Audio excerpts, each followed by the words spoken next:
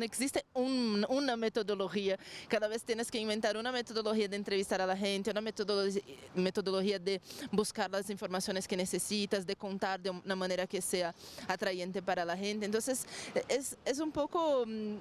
parecido con lo que todos los periodistas hacen y un poco diferente porque intentamos coger un poco de audiovisual, un poco de la radio, un poco del escrito, un poco del cine, un poco de todo, un poco de la ficción, un poco de las historias que mi abuela contaba, así para dejar un poco de la música, para transformar todo eso en un material más rico, pero la parte de la información sigue siendo periodismo.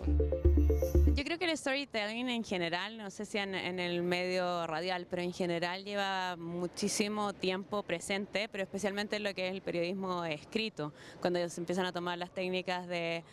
la narrativa de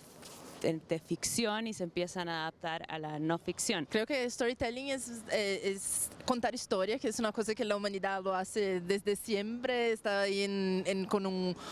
¿cómo se dice? Una fogata ahí al lado contando historias, escuchando historias, es una cosa súper natural de la humanidad desde siempre y acá en Latinoamérica tenemos una tradición muy fuerte de las crónicas, que es exactamente lo que intentamos hacer Nancy y yo en la radio.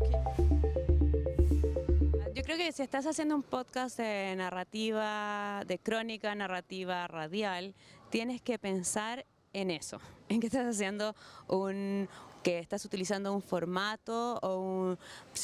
formato que tiene características y que tiene un lenguaje que es distinto al lenguaje que utilizamos para escribir una crónica que solo sea escrita o para algo que sea audiovisual. Y eso te lo tienes que plantear desde antes de salir con la grabadora, es cuando estás pensando en cómo lo vas a realizar, porque tienes que pensar dónde vas a hacer la entrevista, no solo a quién entrevistar, que eso es lo clásico que pensamos para cualquier nota, sino que en qué lugar vas a hacer la entrevista, la vas a hacer donde la persona vive porque quieres que se escuche el entorno, o en realidad la historia es más emotiva y no necesitas ese entorno, no lo requiere, entonces vas a hacer la entrevista en un lugar que sea silencioso. Hay todos unos temas y después vas a ir a buscar los sonidos para poder hacer la mezcla, qué música vas a utilizar. Esto es lo que tienes que ir produciendo o pensando y después programando y después realizando para que cuando llegue el momento de llevar esto a un guión o a un libreto, no sé cómo le llaman acá, pero a un guión, efectivamente tengas estos elementos. Sigue siendo un formato más nuevo, al cual hay ciertas audiencias por edad que están más acostumbrados a utilizar su teléfono y bajar, pero no necesariamente justamente ese grupo que es nativo digital es el que quiere escuchar una historia sobre, no sé, 1980 en Chile, por ejemplo. Entonces, eso me gustaría, ese que está dirigido como para un grupo más de 40 años y ese no es tan nativo digital. Ese es un tema que es un desafío en la generación de audiencia. Son dos cosas muy conectadas, el alcance y la publicidad, porque muchas veces cuando vas a buscar un patrocinador, él dice, oh no, pero la televisión cuando se ponga un anuncio en la telenovela tienen como millones de personas conectadas al mismo tiempo, en tu podcast como unas decenas de miles, unas decenas de miles no nos interesa y todo eso, y tienes que convencerlos de la atención que uno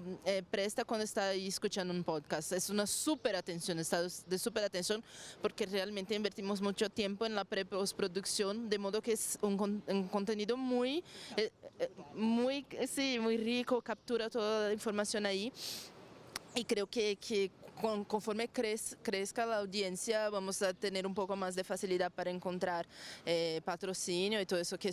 creo que es un desafío para todo el mundo que lo hace. Tal vez en Estados Unidos un poco menos, pero acá en la América Latina todo el mundo me cuenta la misma historia que pasó yo. Y de resto tener todo el desafío de hacerlo, porque creo que es nuevo para todos nosotros, es un desafío contar la historia y captar un buen sonido, son tantos aspectos para hacer un buen podcast, que cada uno tiene, así, es súper importante tener mucha atención, pero de nuevo creo que es súper placeroso al mismo tiempo.